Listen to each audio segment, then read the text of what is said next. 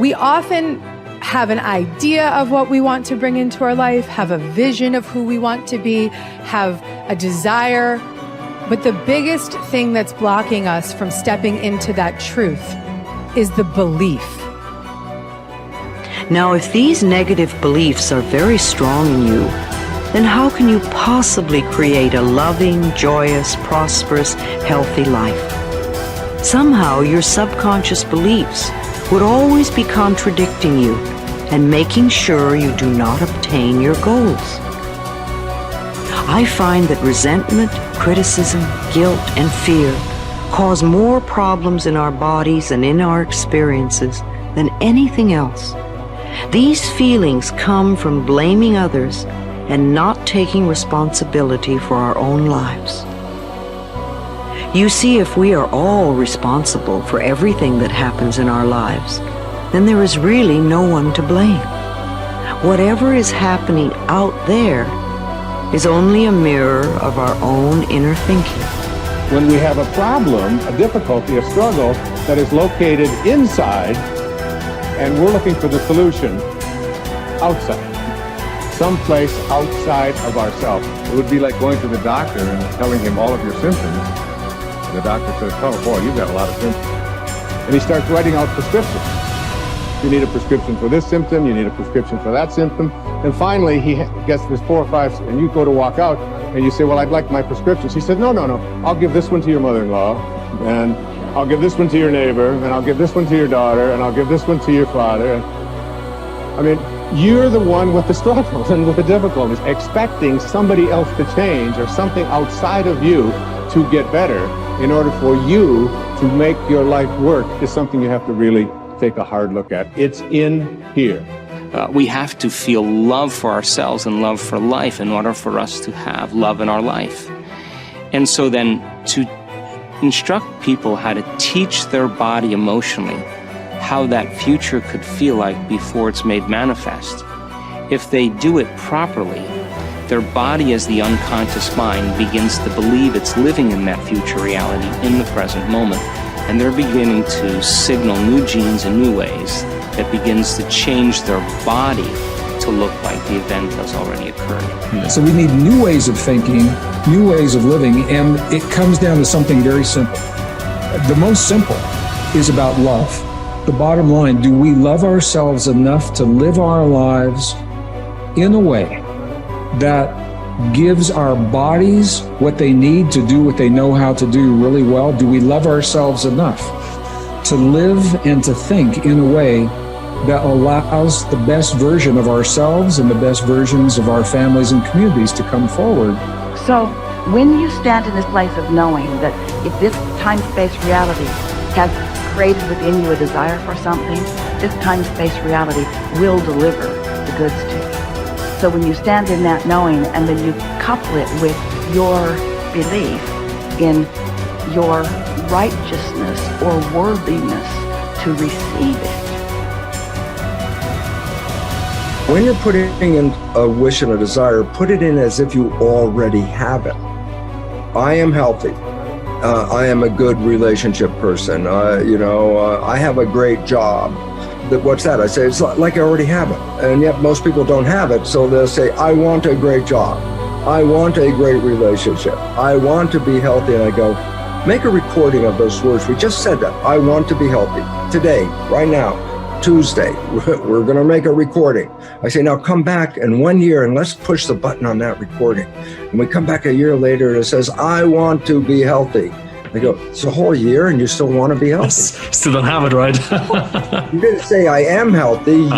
All you're emphasizing, I have a desire to be healthy. I want to be healthy. I have a desire to be healthy. I go, you can have that desire the rest of your life. You're not going to get healthy. You want to be healthy, you say, I am healthy. But then you look and say, yeah, but in reality, I'm sick. And I go, no. The function of the mind is to take the program and turn it into reality. So if I am sick, but I put a program in, I am healthy, the mind looks, like, well, wait a second, the program is I am healthy, but the body is not healthy, so what's the function of the mind? Create health in the body. It doesn't change the program, it changes the body. And so the idea is this, every time we put a program in, it has to be as if you already have it, in spite of the fact you could be dying of cancer. I go, I am healthy. It sounds kind of weird. And I go, don't worry about it. Just put it on I am healthy, because once it is a program, the function of the mind is to manifest it as reality. Mm-hmm. That's the part. And so my little caveat, you brought it up, I'm emphasizing it, and that was simply this, that whatever you're downloading, you have to say it as if you already have it. Because if you put a future tense on it, I will, I want, I say, if you record that, that means you will always want to have it. I will do this. You won't get there. So I just wanted to bring that in, because if we're making a program, then you must make sure it says as if you already have it, in spite of the fact you don't. Top people look for the good in every situation. They know that it is always there. No matter how many reversals and setbacks they experience, they expect to get something good out of everything that happens to them. They believe that every setback is part of a great plan that is moving them inexorably toward achieving the great success that is inevitable for them. If your beliefs are positive enough, you will seek the valuable lesson in every setback or difficulty. You will confidently believe that there are many things that you have to learn on the road to achieving and keeping your ultimate success. You therefore look upon every problem as a learning experience. Napoleon Hill wrote, "Within every difficulty or obstacle, there is the seed of an equal or greater advantage or benefit." With this kind of an attitude, you benefit from everything that happens to you, positive or negative, as you move upward and onward toward achieving your major definite purpose. There is a law of reversibility in psychology and metaphysics that says you are more likely to act yourself into feeling a particular way than you are to feel yourself into acting. What this means is that when you start off, you may not feel like the great success that you desire to be. You will not have the self-confidence that comes from a record of successful achievement. You will often doubt your own abilities and fear failure. You will feel that you are not good enough, at least not yet.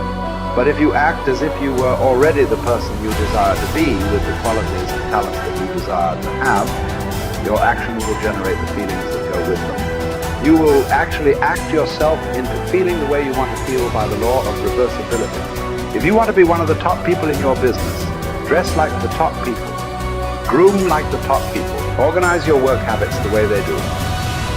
Pick the most successful people in your field and use them as your role model. If possible, go to them and ask them for advice on how to get ahead more rapidly. And whatever advice they give you, follow it immediately. Take action. When you start to walk, talk, dress, and behave like the top people, you soon begin to feel like the top people. You will treat other people like the top people do. You will work the way the top people work. You will start to get the results that the top people get. In no time at all, you will be one of the top people yourself. It may be trite to say fake it until you make it, but there is a lot of truth to it. Your main job in life is to create the mental equivalent within yourself of what you want to realize and enjoy in your outer world. Your focus must be on creating the beliefs within yourself that are consistent with great success you want to be in your outer world. You achieve this by challenging your self-limiting beliefs, rejecting them, and then acting as if they did not exist. You reinforce the development of new life, enhancing beliefs by increasing your knowledge and skills in your field to the point where you feel equal to any demand or challenge. You accelerate the development of new, positive beliefs by setting bigger and more exciting goals in every area. Finally, you act continually as if you were already the person that you desire to be. Your aim is to reprogram your subconscious mind for success by creating the mental equivalent in everything you do or say. Momentum develops the mindset. Momentum conditions the mind to confidence. Like just moving forward every day, even a small thing. If you just said, every day I'm gonna do 3 things to move my life forward, and you just did those 3 things every single day. Today I'm gonna do these 3 things to move my life forward. It could be sending an email, calling somebody, having that prospect meeting. It could be as simple as like, oh, okay, I'm gonna work towards this goal. I'm gonna finish this presentation. I'm gonna create this thing. Whatever it is for you, like do that thing. Maybe it's like, oh, today I'm gonna work out today. Great, you worked out. Your mind goes, I said I was gonna work out, I worked out. I developed a little more confidence because you were congruent with your intentions. See, action is what makes us congruent with our intentions, right? That old thing you've heard me say, if you've been studying my work for a long time, intention without initiative is just sorry hopes. It really is. Intention without initiative is just sorry hope. You have to apply yourself again. And I know you already know this. Listen, a lot of people watching this, you're already a confident person. Okay, what's the next level of action that will raise you up to the next level of success? What's the next level of action and bold decision making that will change your life? I know you might already be a confident person, so what's your next level of action? Well, Brendon, I already feel confident going up and talking to a person. Great, now go up and talk to 4 people. Good job. Okay, well, Brendon, I already feel good, trying to put out this message. Great, do it again, be more vulnerable. Oh, Brendon, I already feel good, I started the business and I built this. Great, double the business, let's see you do it. So when you challenge yourself to take actions that are a little bit outside your pay grade, a little bit outside your comfort zone, and you actually follow through, congruence comes in and you go, I set that intention, it was hard, I took the challenge, and I made it happen. That's it. That's really, truly it.